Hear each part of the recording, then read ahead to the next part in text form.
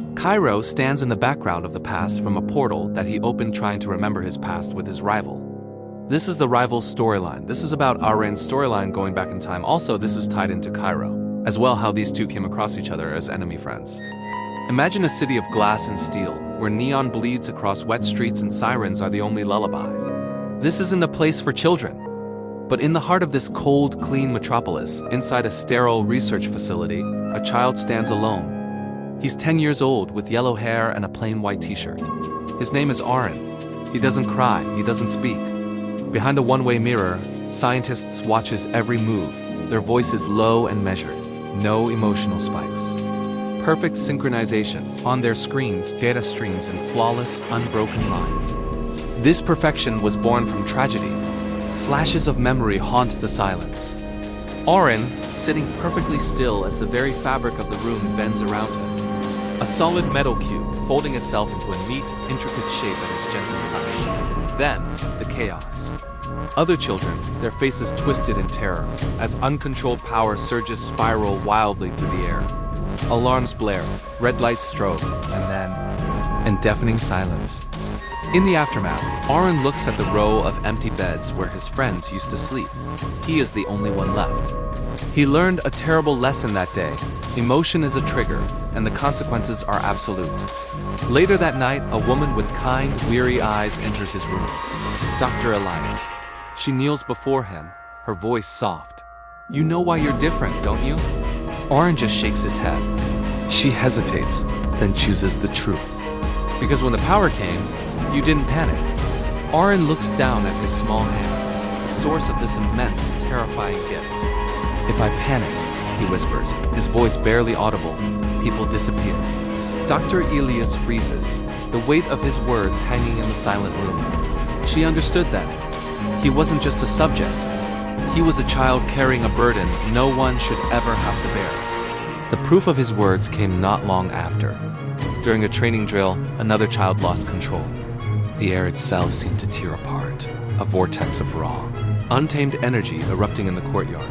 Dr. Elias screamed his name and rushed forward.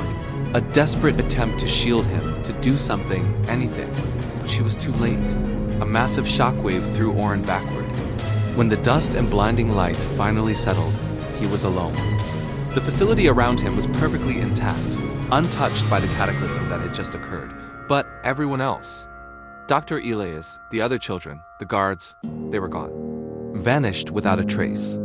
Auren stands in the ruins of his world, a small figure in a vast, empty space. A splash of red stains his white t-shirt blood that isn't his own. The power inside him hums, not with rage or grief, but with a chilling, precise calm. "I didn't stop it," he whispers to the silent facility. He looks around at the empty space where a kind doctor once stood, because I didn't know I was allowed to. He had been taught control, taught suppression, but never taught that his power could be used to protect. He had been taught to be a weapon, but never a shield. Years pass. We see Auren again, now 17, walking through the city's outer sectors. The yellow hair is the same, as is the simple white t-shirt. But he is older, colder. Every step is measured, every movement deliberate. He has mastered the art of restraint. As he walks, people feel a strange ripple in the air. Some feel a sudden sense of calm, others a prickle of unease. He stops a runaway transport vehicle with a flick of his wrist, its momentum halting just inches from a crowd, all without anyone noticing his intervention. No one sees his fists clenched so tightly his knuckles are white. Control, for him, isn't power. It's a constant, exhausting battle against the storm within. One night, in an abandoned transit station, he meets a shadowy figure who sees his potential for what it could be. "You could rule this city," the figure tempts, their voice echoing in the derelict hall. "With your power, they would all bow." Auren simply shakes his head, his gaze fixed on the grimy floor. "Control isn't dominance," he says, his voice flat and devoid of emotion. "It's restraint." He turns and walks away, leaving the figure alone in the shadows, choosing a path of quiet solitude over a throne of fear. From the rooftops, Auren watches the city. Giant screens broadcast news footage of another boy, Kairo. He has brown hair, a dark jacket, and a power that is messy, emotional, and explosive. He fights rogue machines with a raw, untamed fury. Auren's eyes narrow, but not with anger or jealousy. It's a look of recognition. He sees in Kairo a reflection of what he might have been, a path he was never allowed to walk. He closes his eyes, and for a fleeting moment, the chaotic symphony of the city, the distant sirens, the hum of traffic, the endless noise all falls perfectly silent. "You don't know it yet," Auren whispers to the wind. "But you're walking the path I couldn't afford." In that moment, a decision is made. His isolation is over.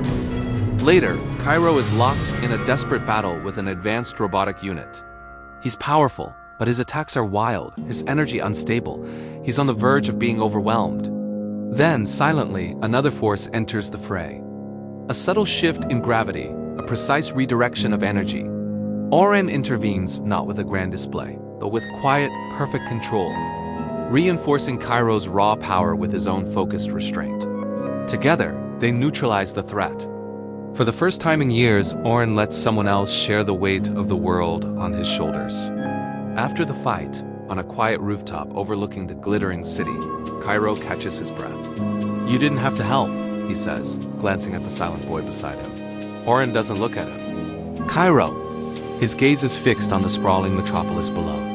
"I do," he replies, his voice steady. Auren finally turns to look at Kairo, his eyes holding a depth of experience far beyond his years. "Because if you lose control, I know exactly what that costs." Kairo doesn't understand, not yet. He can't comprehend the silent sacrifices Auren has made. But he will. The final shot is of Auren's, fluttering in the night wind. It's clean, unstained. A symbol of the impossible purity he has maintained in a world that tried to break him. Some heroes are born from chaos. Others are forged by silence. And their story is just beginning.